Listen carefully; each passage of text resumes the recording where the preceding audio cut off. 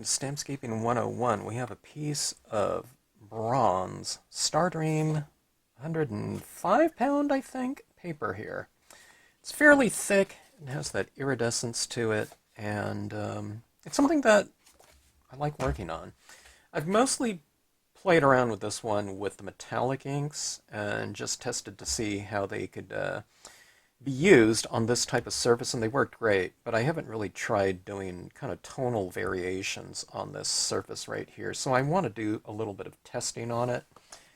And what I'm going to do is I'm going to test out both dye-based ink impressions and the pigment ink impressions on it. Alright, so from that initial test, just using the black dye-based ink, that's Marvy, that looks pretty good.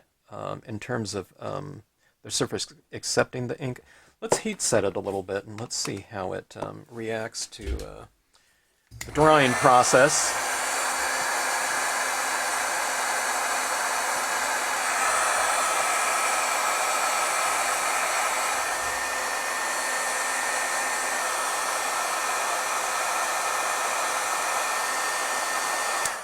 Alright, that's what I was wondering about. How would this surface look when this ink dried? Okay, now on the Stardreams they do dry pretty light. They fade into the surface right there, so you can see just how light that is. Let's do a little comparison here. Let me show you what it looks wet and what it looks dry. Okay, so you can't always just go off of the impressions when they're wet. Okay, just different surfaces work in conjunction with different media differently from wet to dry. Okay, now, okay, so that being said, let's take a look at the Brilliance graphite black. You can try other things like we'll try a Versafine Clair. I know a lot of you have this pad out there. Okay, the Versafine Clair is an excellent one on things like cardstock. Okay, so let's go with that. Let's go with the Versafine Clair. So much darker, you know. Pigment inks work by kind of a surface-oriented application. Dye-based inks work by penetrating, or staining the surface, okay? Well, penetrating, I guess. Okay, so that was the Versafine Clair, and this is the Tsukaneko Brilliance. A little bit different. In terms of the impression, I think that the Versafine Clair looks a little bit darker here, don't you think? My Versafine Clair is like brand new though, and I barely used it, so it's just loaded with ink. The Brilliance I kind of ink up to kind of a medium wet consistency whenever I'm using it. But let's take a look and see how these look when dry.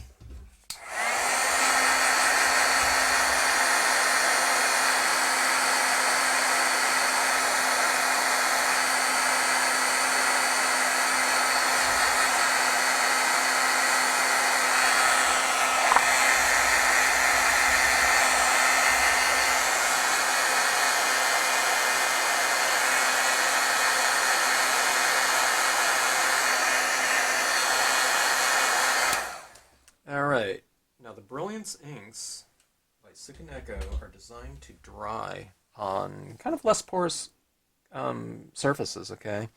So that dried for me when heat setting, okay? And it dried, you know, pretty dark. This Versafine Clair, I don't think dried much, if at all. Okay, now see that's kind of rubbing right off like that. The Brilliance is pretty set. Okay, so let's take a look here, and let's take a look at this Versafine.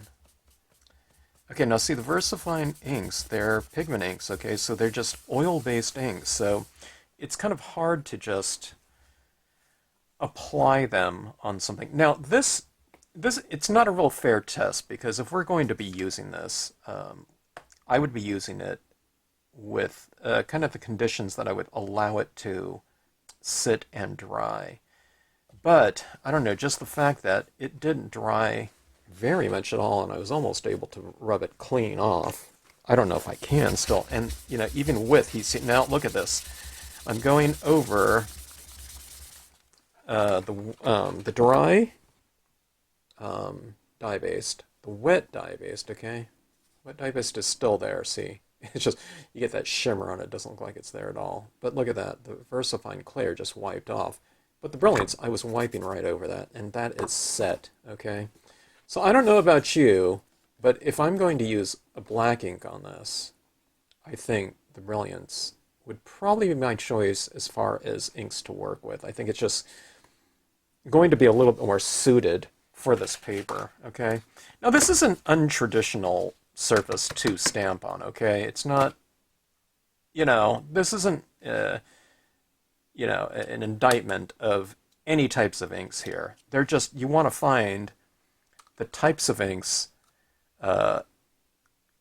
media and surface combinations that are compatible with each other, okay?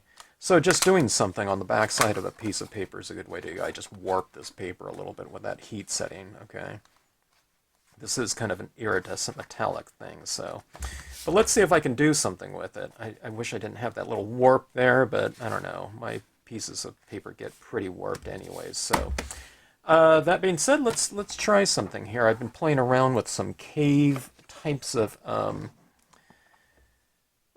compositions, and let's do something with that. I happen to have these stamps out. I like using kind of the stamps kind of in different ways when I have everything out. Just, I don't know, it's a good way to work sometimes, but just to do things in different compositions, different surfaces, etc. And I'm still playing around with a lot of different surface media combinations that I've, are relatively unexplored for me.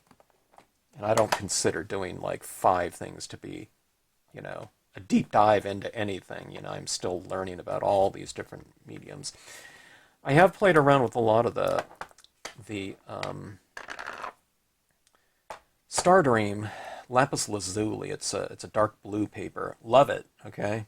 But I found that Lapis Lazuli to be a little bit different than the metallic Stardream papers. Now that really surprised me because I would have thought their compositions would have been very, very similar. Okay, so let's see here. Let's try out the Brilliance ink here. You want to have a pretty good inked up pad here. I was telling someone I'm always kind of shocked at just how much ink I have to ink up my pad with each, I don't know, if not every scene, every other scene. It's just because, pigment inks they're thick inks, so they just, an inking of your pad just doesn't go as far as dye-based inks, which are much thinner. Okay, beautiful. I mean, that's a really good impression. Okay, now I was stamping there for a really long time because I didn't know how long I should hold this down, allowing that ink to transfer. Like I said, I haven't played around with this metallic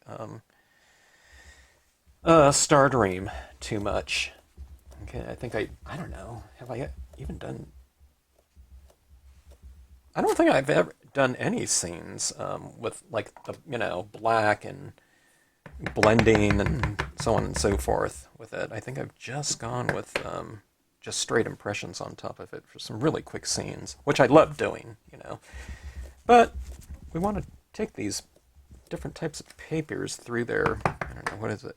What's the saying? Through their paces or whatnot? Okay, so here's some boulders with lichen. I think that looks beautiful. It does dry quite a bit lighter, though, as we saw, and I will expect that. So I don't think I need to compensate for that. I think that'll be, that works for me just fine like that. When it gets lighter. Someone mentioned that on the groups, and I thought, I never really thought about that. But when I looked at mine, it was like, yeah, they dry duller, okay? In fact, some lighter areas on here are probably already setting up, and they are kind of toning out, a little bit. So just kind of expect that. Now, I could probably spray seal this, and it would probably get a little bit darker, but what you want to do is you would want to follow kind of some, I don't want to say standard, but I don't know. I guess it is kind of standard. Spray painting kind of methodology of giving a very thin spray over any kind of pigmenting, oil-based media, okay? Because you want it to dry as soon as it hits this paper, and then you let it dry. We're talking about like 10 seconds or something like that. It's not forever. It depends on the weather you're having too, but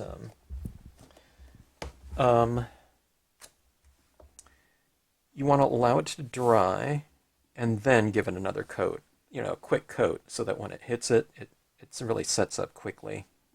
All right, so I don't know what I'm even doing here in terms of a composition. I'm trying to think of, I don't know, as I'm doing this, maybe putting something in here. Maybe I'll do another Gollum scene, I don't know.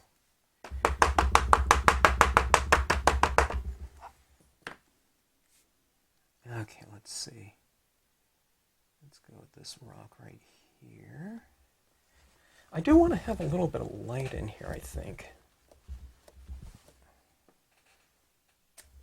I don't know what, I have no idea what something like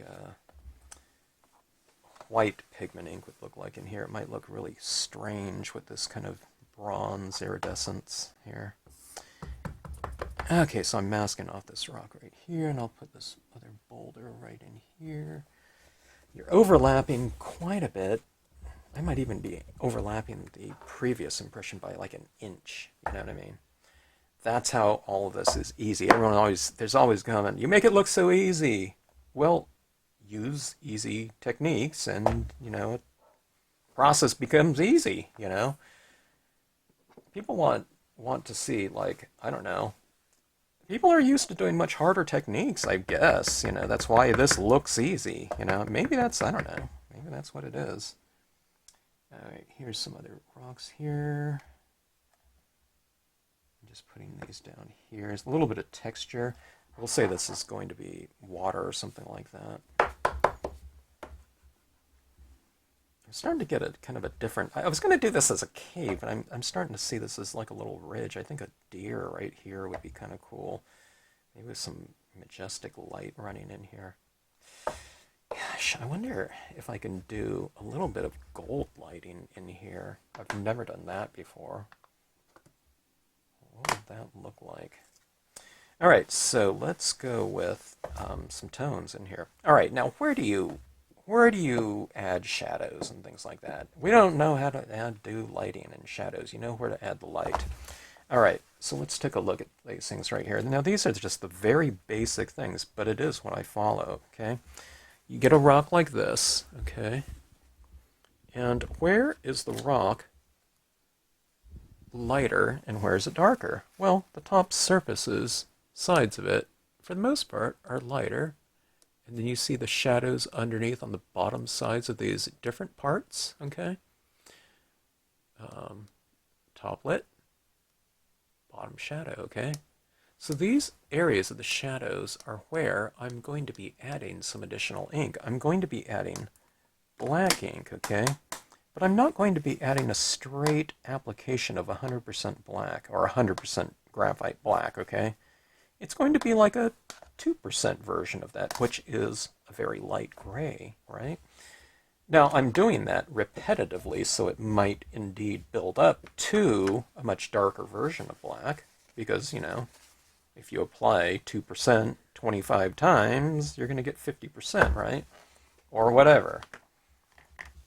Okay, so this is what it looks like. What can be easier than just a paper towel? It's like you're polishing shoes. No one does that anymore, but I don't know. Everyone used to have a little bit of shoe polish back in the 60s and 70s, early 70s. All right. That is hard to work with right there, okay? Watch this. This is when I'm inking it up right here. That's a little bit harder to work with, right? Okay? But, see this right here? That's easy to work with. Now watch. If I press lighter with it, look how much lighter, sorry, how I get. Okay, so this is very light. Okay.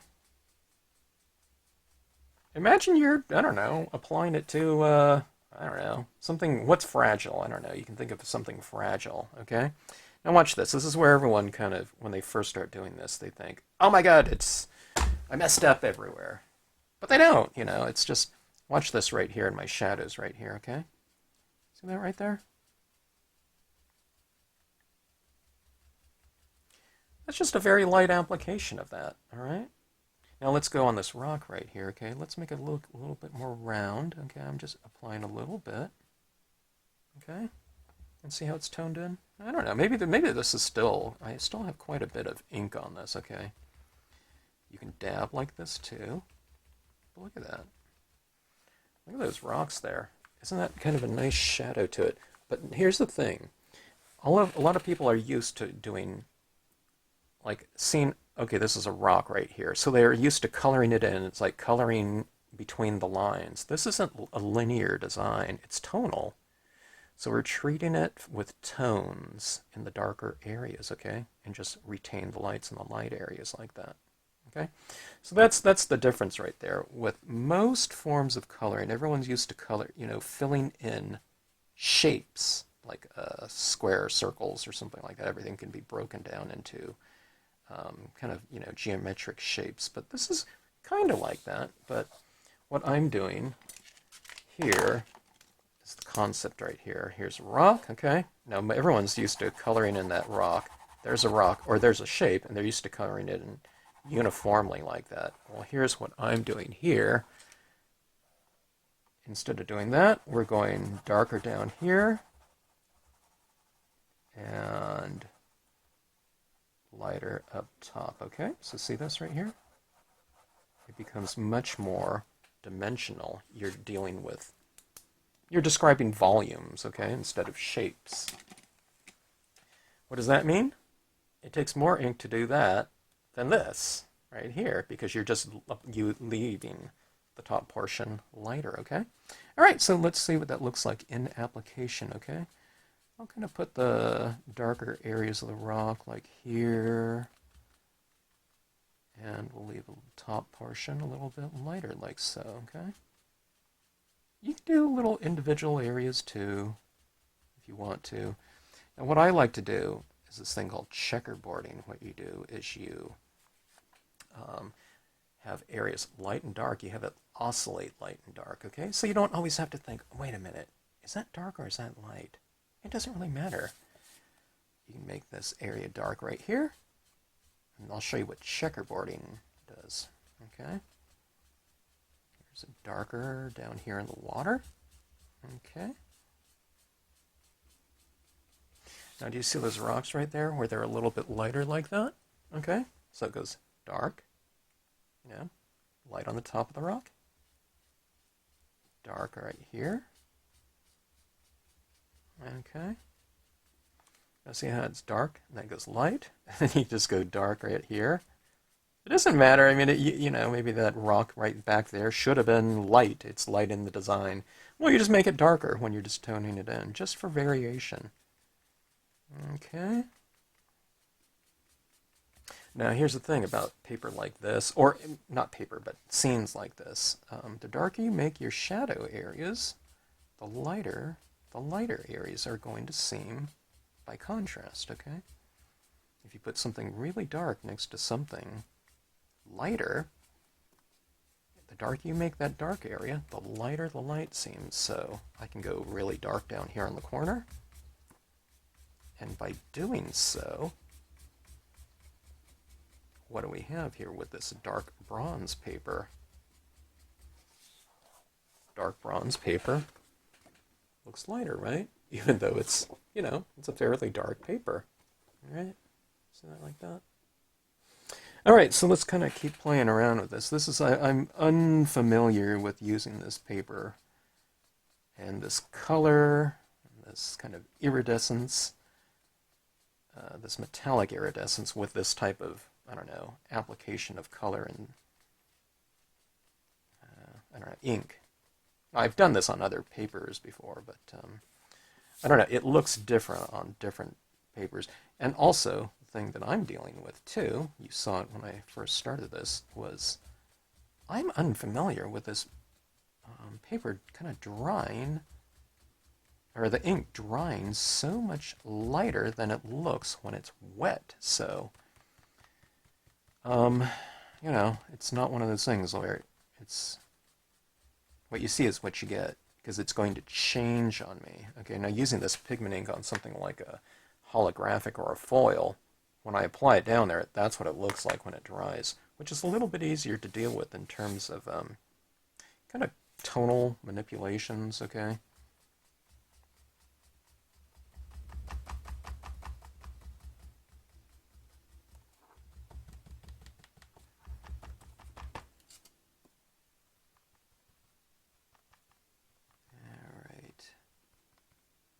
When I say tonal manipulations, I mean it's like I'm making certain things kind of darker, leaving some things like a little bit lighter. Well, if you don't know what it's going to look like when it's, you know, the finished piece as you're doing it, then, you know, it's hard to compensate in certain areas. But that being said, you know, if something just dries and it's too light, you can always go back in there and make it darker. It's a little bit harder if, you know, you're dealing with some kind of media that dries darker than it looks, you know, when the media is still wet, because you can't necessarily make something lighter. I mean, you can a little bit, but you know, you can't. It's hard to remove media. Like I can't remove this black ink on here. If it's on the holographic, you can, yeah, but not on this.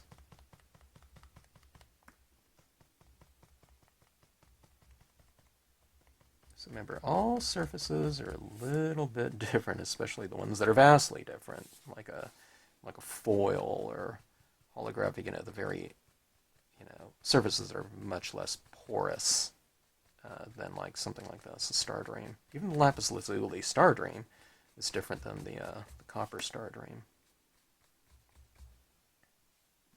That goes for the way they accept impressions too. The impressions look very different on the gold Stardream I found. I don't know. Like I said, I haven't really practiced around with this bronze too much. Okay, so anyways, we're developing this right here. Okay. It's going to all look that kind of dull sheen right there, that big blob right there. That's not going to look like that at all. See, it's kind of all drying out right there. Like I said, I don't know what this is going to look like if sprayed either. Okay, let's lay this down. One thing I do like about pigment inks on this is just how how you can really kind of spread things around, because this ink is so thick, and this surface right here is fairly, you know, it's fairly sealed off. You know, you got that metallic finish on there. You can really kind of just spread things out like that. It just blends beautifully.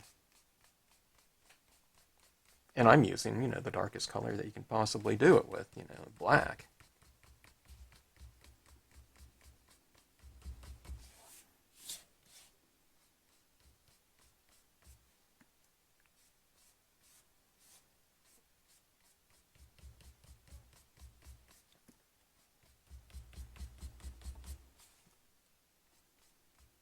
Now, as I go around and touch this, I can tell it's setting up pretty good. It's setting up fast, you know. I don't, you know, I'm going like that, and you know, I'm getting my fingers kind of, you know, a little bit inky when it's really wet, but this on the interior, it's drying really fast. I'm touching the edges where I have a lot of ink built up, and yeah, you know, I'm getting a little ink on my fingertips, like soon after I apply it, but it's, for the most part, it's really set up really quite quickly, which is good.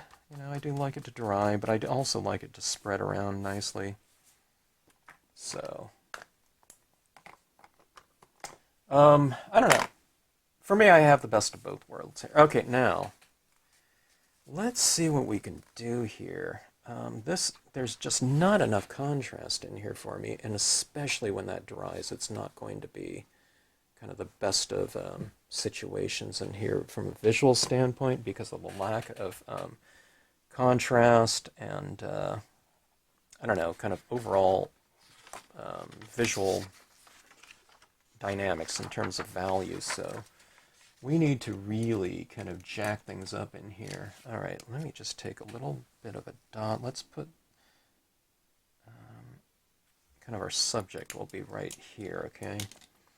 So that's going to be my focal point. I have a feeling that light beams in this type of scenario here on this paper is not really going to look great.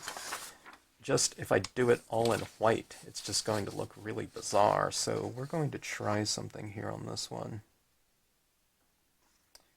All right, I don't think I've ever done before. But let's try. Oh, let's see, there's a Brilliance gold. I think that's the one to use here. I'm not sure, but we shall see. I'm thinking gold is going to stand out. I don't think this Brilliance copper, I don't think that's going to be the one to match this, but I don't know. Let's take a look here. All right. Let me just start off with look at these two ready here. All right. Again, I put a little dot there. That's going to be my vanishing point here for all of my light beams, okay? All right. Now, what do I do first? Do I do the gold? I don't think I've done gold in light rays before.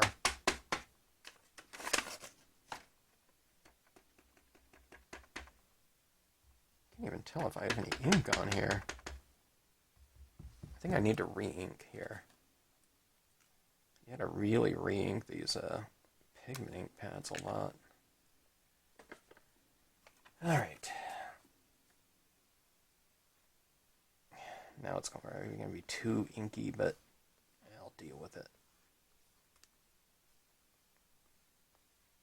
I feel like I'm doing like concrete work or something every time I re-ink one of my pigment ink pads and spread it around like that. Okay.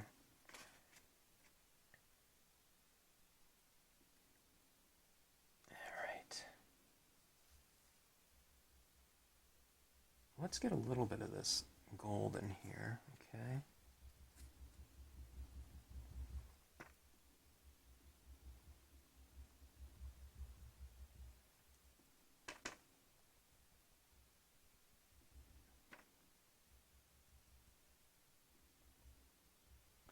I'm going to have it a little bit irregular, okay? I'm kind of just blotting it around here. And then let's go with a white applicator. These are just cotton balls, 100% cotton balls, okay? Not the synthetics. These, I don't know. I find them, they work lousy. The synthetic ones, they just don't accept the ink and therefore don't transfer very well. Okay, let's see.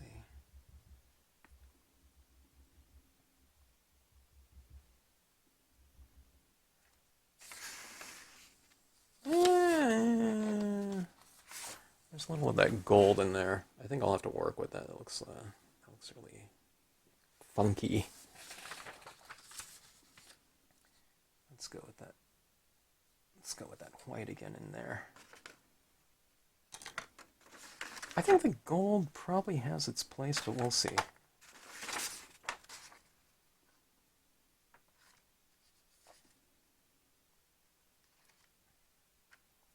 All right. I was a little bit too delicate with the white. I really use quite a bit more here. I think. Okay. It doesn't have to be like a solid thing, though. I think it's a little bit better if it's a little bit irregular and the beam kind of broken. Okay, like that. See, it's like light, dark. I wouldn't say it's light, dark, dark, anything like that, but it's just a little bit irregular. Okay. All right, so let's go in with this again. And let's go... It feels like I should put a lighthouse up there or something. Alright, let's go across like this. Alright, so this process is going to take a little time, I think. But that's fine with me. This is really fun here. I love the reveal of these beams, you know, when you apply them, when you utilize them. It's just, I don't know. They're just really dynamic. They just make a really dynamic visual. We'll see how this goes with this gold here. My cotton ball's all fraying here. This pigment ink is just so thick. Okay, here goes the white.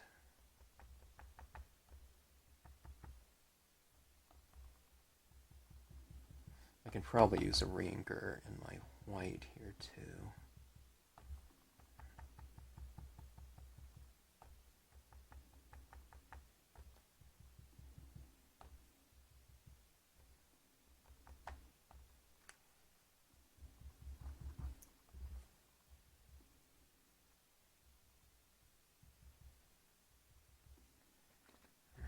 Okay.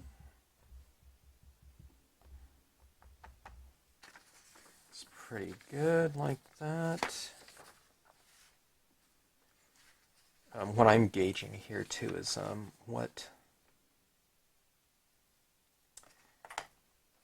how do these beams kind of merge in with the surrounding area? And right now, I mean, the answer is not at all. But it'll be my job to, to kind of, bring some harmony to this, this lighting in here and the surrounding area.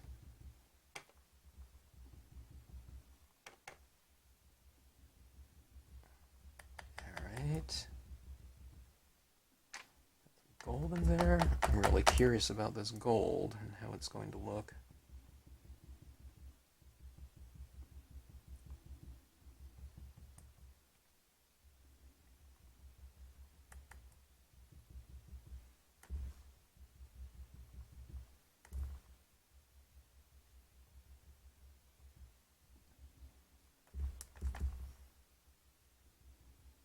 I try to vary the beams and the thicker beams, make them a little bit lighter on one side than the other side.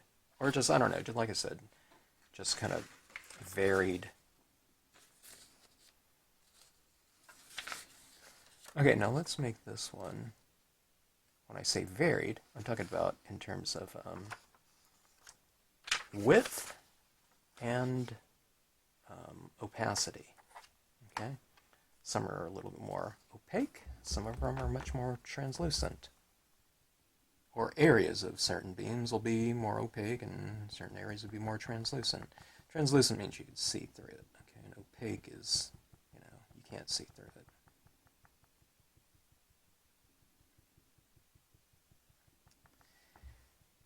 Alright, so this one's a very translucent one there, or transparent. You can see this thing's right through there. You can see the beams are just different. God, those are really standing out. Let's see that.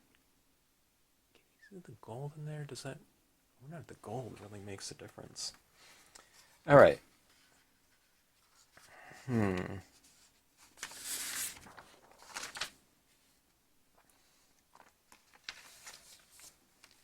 All that black imagery really, really lightened up. You can barely see it. Okay, here comes some more of this. This.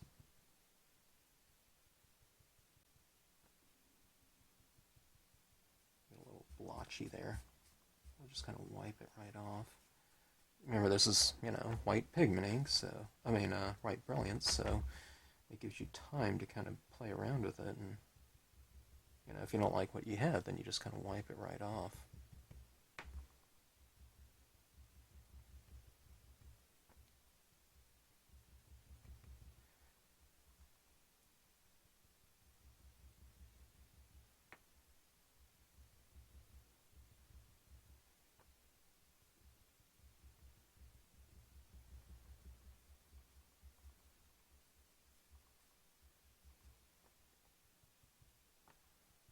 Okay, this one's a larger beam. Let me get a little of that gold in there.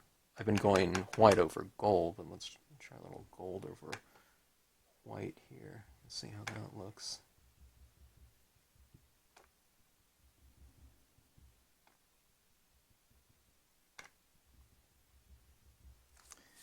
Okay, it looks pretty good. I don't know.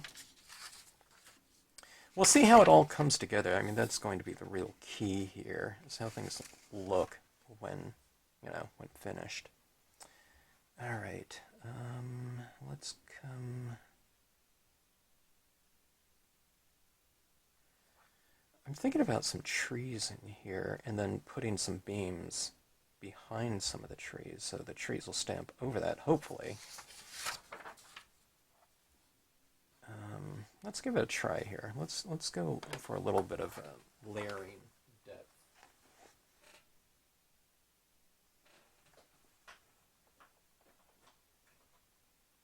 All right, let's see here. Now, I don't know how dark these are going to stamp. I mean, they might kind of fade out too much, or it doesn't look like I've really applied very much of it in terms of the impression. But let's see how it goes. On this paper, these images are really, really kind of fading into the background. Who knows? Maybe you go for the Versafine Clair here. You know what I mean? And just allow it to air dry. But that being said, I don't know if they'll air dry on here. That's the thing. It's always kind of it's kind of confusing, But that's why we do these tests here. It won't be so confusing after you, just do a couple tests and then you'll know after that, right? All right, so that being said, let's go with a little bit more ink here. So let's re-ink this black. Okay.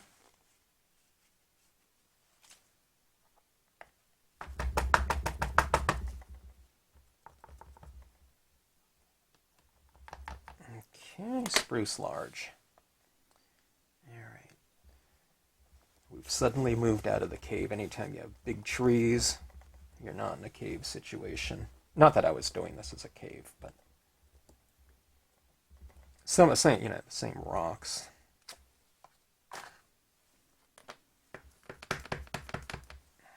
Okay, vary the height.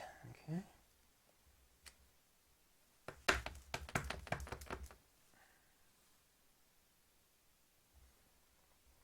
Vary the height so you don't have the, any kind of monotony of form.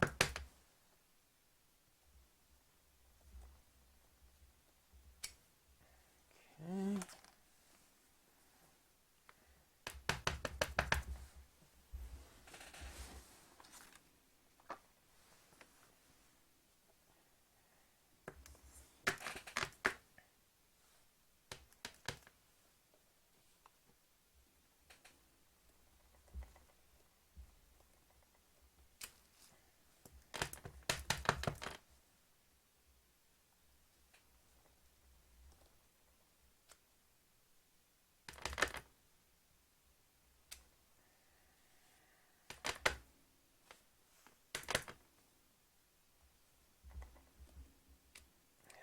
Okay.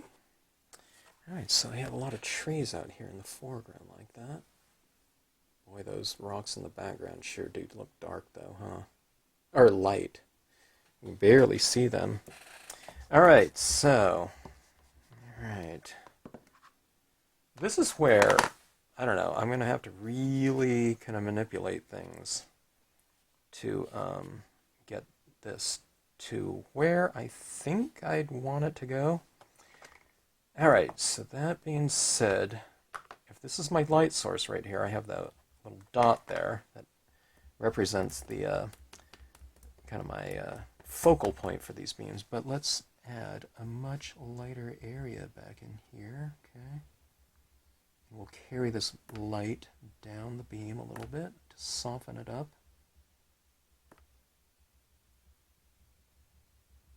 Okay. If there's, in other words, if there's beams of light that are that bright, okay, then we need to create a light source that is at least equal to it, okay?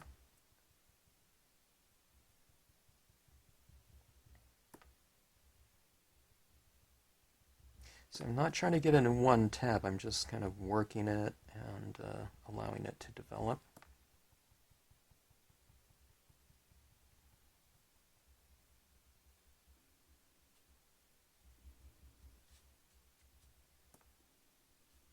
Kind of drag around a little bit too, and kind of smear. We got color down there.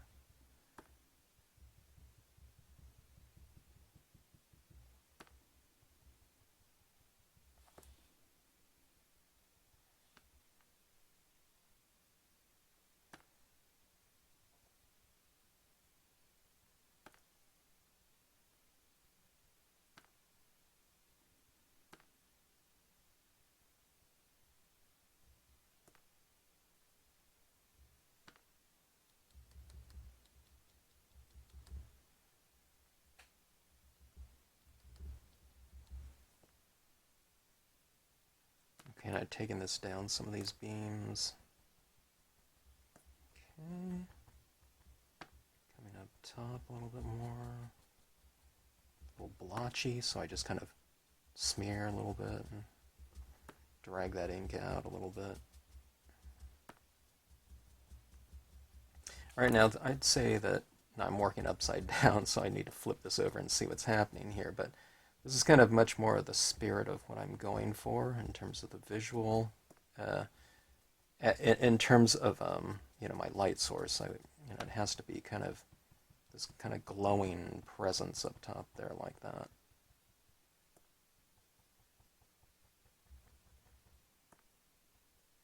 Oops. Sometimes I get little splotches like that, with my fingernail kind of poking through and hitting it hard in one area. But you just kind of spread it around a little bit.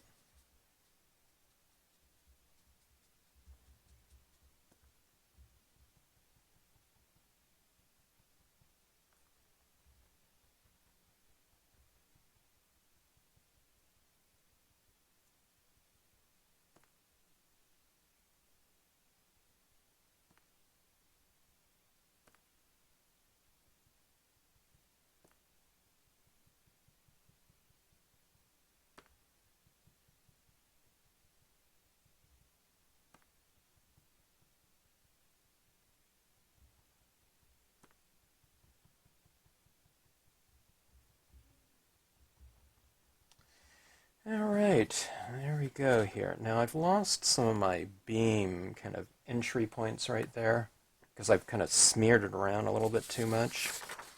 So what we'll do is we'll just go back up here and reintroduce kind of that beam definition here again by just going right back over it with the mask.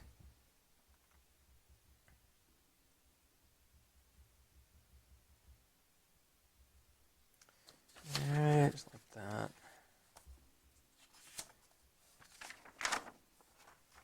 A little bit too much, then you just kind of go back in here and kind of blend it out again a little bit more.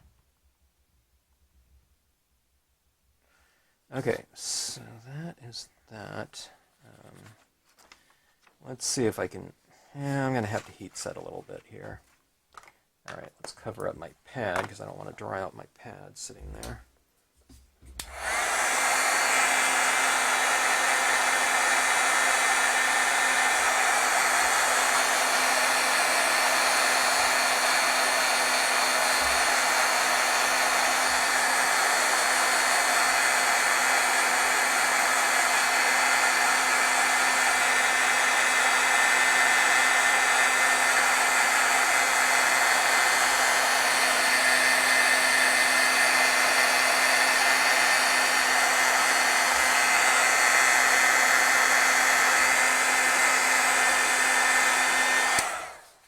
It's kind of interesting drying this here. It's almost like embossing where you see it kind of sitting there in liquid form, then it melts up like that. Well, this one right here, it's wet, then it suddenly just goes very much lighter and kind of just disappears in the background. You can see kind of around the perimeters where it's a little bit wet still, but look at this, how light it gets when completely dry. Gosh, it looks pretty interesting though. It dries a little bit too light for me though. But it is interesting, I would say. No doubt about that. Okay, let's see here. We need a few more kind of intermediate beams in here. Narrow beams, beams in front of trees, you know, just to kind of integrate them. All right, so I'm just putting them right over my trees. Now that's why I had to kind of heat set them, because if I just dabbed right over my trees when they were sopping wet, I would have been, you know, creating, you know, this. It would have been really mixing in with the ink underneath. Okay, so see that right there? So see in front of the tree and in back of the tree now. I should carry that up there, shouldn't I? The beam got so narrow. My mask here was almost too narrow to apply that ink in there. I'll try to squeeze it in there, though. There we go. See right there? I don't even care if it's equal. You know, I just want it to be in there somewhere. Okay, now watch this one right here. I stamped my tree over this part of the beam down here. Okay, but I'll just go back in and I'll apply this ink right back over the top of it, so it's in back of one tree and in front of the other by doing that, okay? See this right here? So see, in back of this tree, in front of this one, like so. All right. God, that's kind of interesting here. I wasn't sure what I thought about this, but it's starting to come together, though, I think. Don't you think? It's not anything that I expected or wanted, but it is what it is, you know, and I think it's coming together in terms of its own kind of unique look. It looks like I don't know, it looks like a fire or something like that burning. Okay, now watch this one right here. I'll put this beam a little bit in front of this tree, like this. But a lot of it is in back of the tree there, too. So it's like a three-dimensional beam. See that right there? Part of the tree is in front. So it just means that you're just making things a little bit more irregular here and there, okay? It's varied. So it takes the onus of having anything kind of uniform and so-called just right, okay?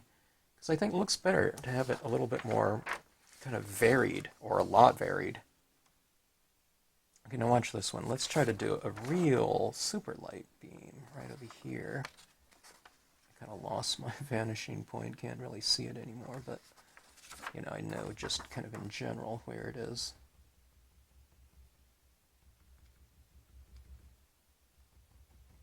Okay, I'll put a little bit behind this tree. Something like that. I don't know, maybe that came in a little bit more opaque, but see, it's a little bit darker. Sometimes if you make the beams darker, it looks kind of farther back in the distance, right? Okay, now here's also what you can do too. Beams aren't always on the same plane. They're going kind of higher and lower, so you can do a narrow beam and a wide beam, or I can go like this here. And we can say that there's a beam underneath this other beam, like kind of like so. Okay, we'll go like this. Right here, so I have a little bit of this other beam in this other beam that I'm laying down right now, okay? And hopefully that makes it look a little bit more dimensional that way, okay? So let's go with this beam that I'm just laying down right now. Let's make that one a little bit, or quite a bit lighter, so that there's some contrast between this one and the one already applied. So we got some overlap here. Okay, something like that right there.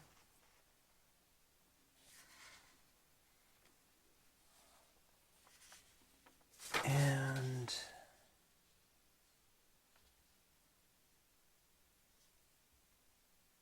let's go like this. Let's put kind of one of these beams up in the, I guess the sky here.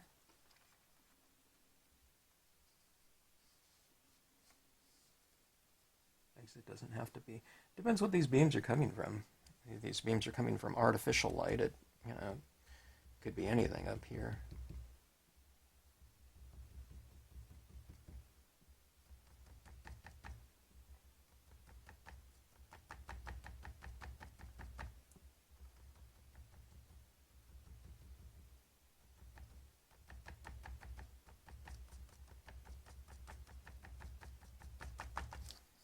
Alright, something like that. Yeah.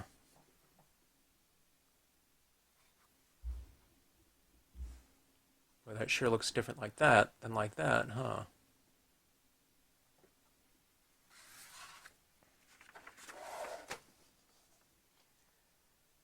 Come up with another one out this way to kind of even things out a little bit.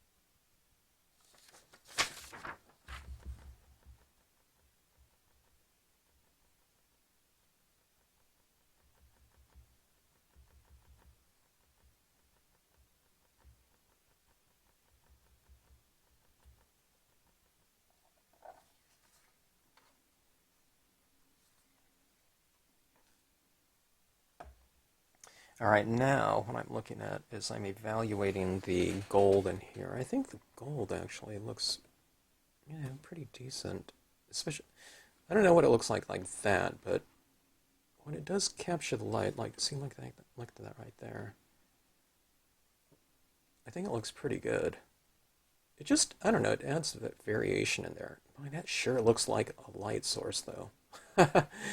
All right, there's those rocks in the background. You can just barely see them, though, but look at that. It's like a ghost image back there. It's almost like I've stamped off the image like twice before stamping them in there.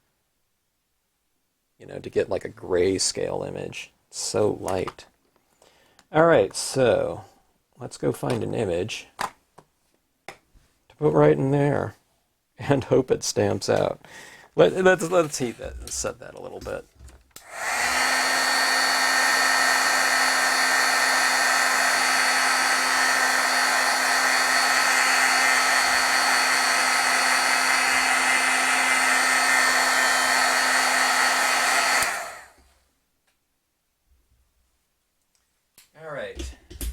Hopefully it's a little dry on the surface right there, but let's go find an image for right in that spot. All right, I think I have the imagery right here. That's the one that kind of came to mind early on when I was thinking about this. Okay. Ooh, that is really inked up. Got to get used to using pigment inks for my impressions, okay? Especially a super, super juicy pad. Okay, so that buck here, I'm going to wipe off the bottom part portion, okay? I just want the feet. And if a little bit of this kind of shadow stamps out, that'll be fine. I'm blotting it off quite a bit here because there won't be very much shadow there. He's, supposed to be kind of backlit, all right, for dramatic effect. Now, I mean, maybe it'd be better if I kind of stamped him off a little bit so he doesn't stamp out so dark, but I don't know. I don't know what it's going to look like when dry, though. Yeah, maybe I should stamp it a little bit, though. I'm going to wipe off some of the legs a little bit, too. Because he is so strongly backlit. Let's stamp him out a little bit, too. Okay.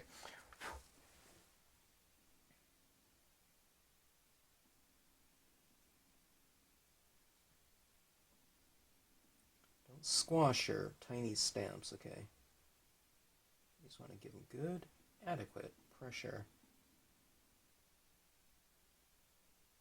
I'm allowing the ink to transfer, maybe. All right, there we go. Yeah, he did stamp out quite a bit lighter, but he's supposed to be in the light, so that's what I wanted. Okay, so there he is like that.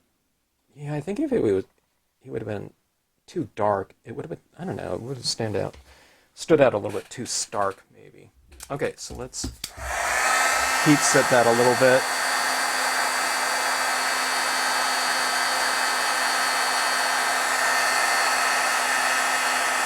He's drying much lighter than when I stamped him out. I just didn't know what it would look like. Stamping it out over the top of all that white Brilliance ink might be different than stamping it out on the bare paper in terms of what it looks like when it dries, okay?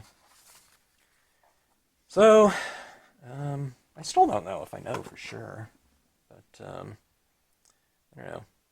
With each little test, you get kind of the gist of working with it. I don't know. What this does, too, is it kind of makes you a little bit more flexible when you're doing things, because you have to kind of adjust accordingly, with things coming up that are, I wouldn't say they're unexpected, but they're just not predictable, because you just haven't done it before.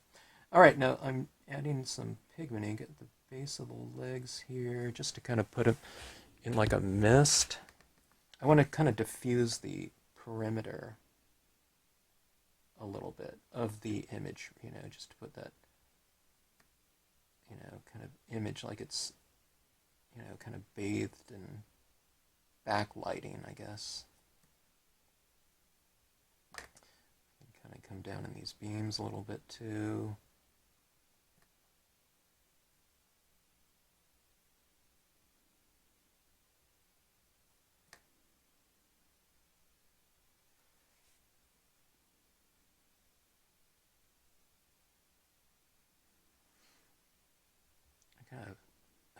I added some blobs here. There we go.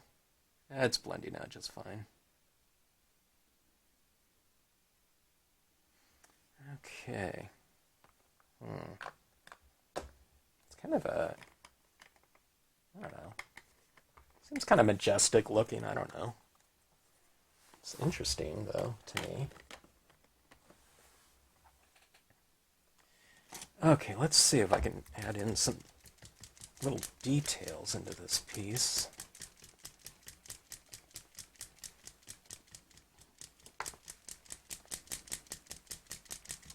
It's just interesting to me, these rocks that are stamped out down here. Look at this down here. Watch. Is it? Yeah, see that?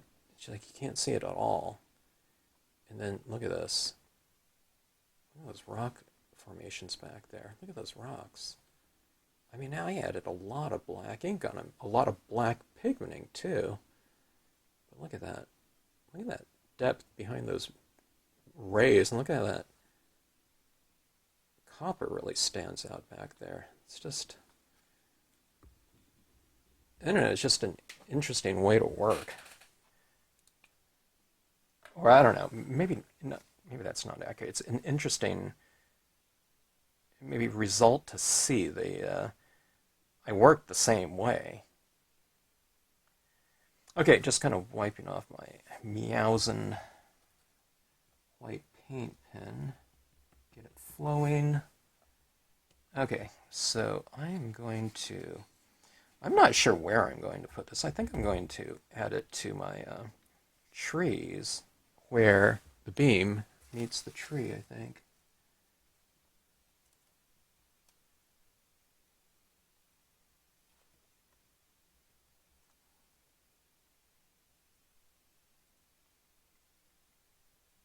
I'll add it on the sides of the tree, kind of facing the light.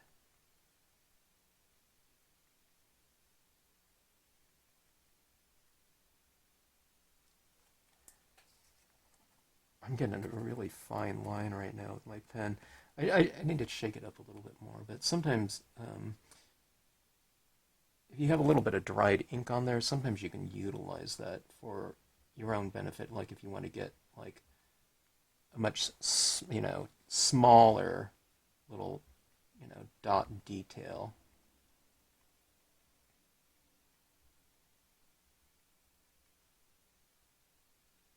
All right, so I'll show you what I'm doing here. Okay, see those little details on the side of the tree facing the light?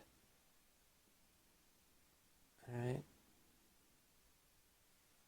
Now see the difference here. There's no dots over here. There's some little bit of that extra lighting on it. Okay. So let's add that. It kind of gives them a little bit more definition and I don't know, just detailing and they're more three-dimensional looking that way, even with just some very subtle little dots. I guess maybe they're not so subtle. They do stand out quite a bit. But see, just put a little highlight on the sides of, the branches that are kind of in that light. Like so.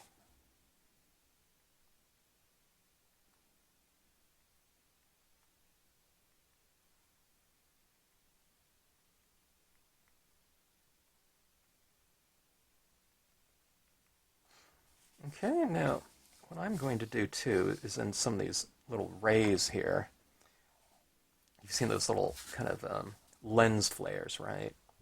And what I'm going to do is just in some of these areas where it's fairly bright, okay, I'm going to put some of these little dots like this in some of these rays. I don't want to go overboard with it because I don't know if it'll, well, I don't know, that looks pretty good.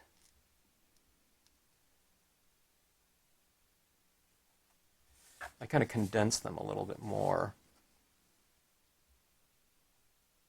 in the, closer to the light source. I put a few more of these, and then I just kind of spread that, that dot trail out farther apart as it moves away from the light. So it kind of reinforces that idea of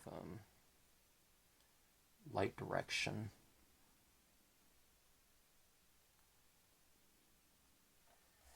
Okay, so there we go here. See those little light rays? That added to it, didn't it? Gosh.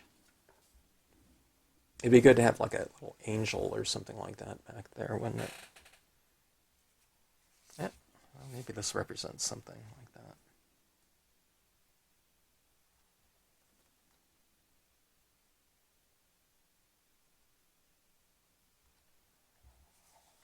All right, so we have that. Now let me go back to my little Q-tip here. I think I need a new Q-tip. Using it with these inks, it's like, I don't know, it kind of shreds the Q-tip. I think it's because I'm dipping it into such thick ink. But that's fine. These are inexpensive applicators, right? Whatever I'm using here. Okay, looks like I spilled a bunch out here.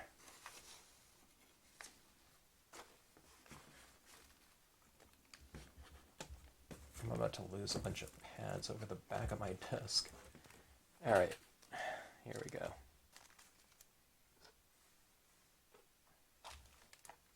Whenever I can't find my, whatever I'm looking for, I'll just use whatever thing I'm using to death. But it's good to pull out a new one of these once in a while. Okay, really blot off. Okay, ink up, blot off, to where you're really taking off quite a bit of ink. You're also kind of softening the tip there and fraying it a little bit, loosening it up. This is 100% cotton swab. Okay, it's not one of those synthetic ones. They're just so much easier to work with. Okay, now over some of these little dots that I've laid down in the beam, I'm giving it kind of that lens flare look, that little bit of a glow.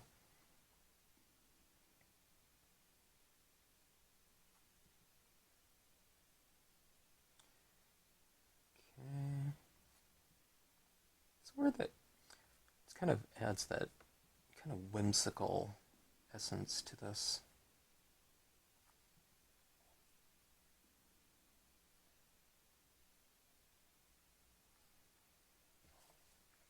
Alright. It's kind of like glowing like that, huh?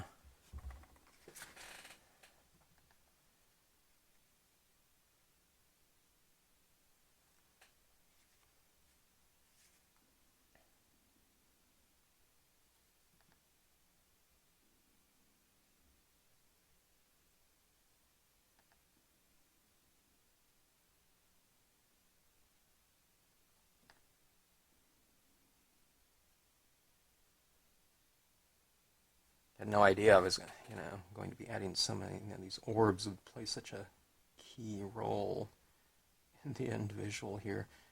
I'm going to add a little bit one right there. I can add in the dot later. Okay, there we go.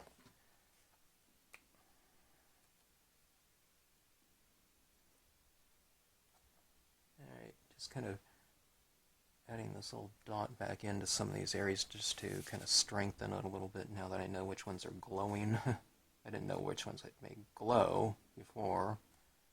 Now that you have them, you can go back in and just kind of lighten those little areas up a little bit. All right, so I think that is it. Played around a few things in here. Had to really compensate for other things that were looking really weird, but those rays on there look really interesting to me. And see, we have that little bit of gold on some of them. Okay, now I think if I went with gold all around it, I don't think it would look good. But you can see it in there, that. Yeah, I don't know if you can really tell. It looks like there's an iridescence to it. That gold, that reflective gold right in there. And I can see it right here close up too, but look at this thing. It's like no background. Then you go like that, where you get the lighting in there, and you can really see all the rocks and everything in there like that. Then it goes like that. It's like invisible. Look how those trees look too, down there. All right, so pretty fun stuff. I like how it came out, and I'm already kind of thinking of different ways to utilize this type of surface in here, because it does look quite a bit different than, if we did this on the Lapis Lazuli. I'm kind of curious to know what it would look like on the Lapis Lazuli. That's a dark blue Stardream iridescent paper too. I mean, just things look very different on that, but I don't know, this kind of metallic, very reflective type of surface really has its own kind of unique characteristic to it, especially the bronze here. I don't know what it would look like in the gold, like that. I guess it would look much brighter. Whether I'd get more contrast going with the black against that gold, I have no idea. But anyways, I don't know, it's pretty fun stuff to play around with, and I like seeing that type of look in the end result there. It's just, I don't know, it's just interesting to me. I like seeing things that I haven't seen before. This would be fun to do. You can add those crystals in here too. And, I'm not going to do it on this one, but I think it could potentially add kind of a nice little touch to it.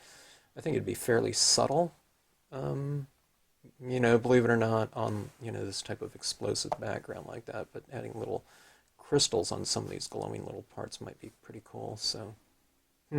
All right, so anyways, thanks for watching. Hope you enjoyed it. If you have any questions about this, drop me a note in the comments section. As far as technique thing, though, that's my first time, so I can't answer anything in terms of being, very knowledgeable as far as kind of the process went. It was just a lot of kind of makeshift, make-do types of work on here to kind of make something work.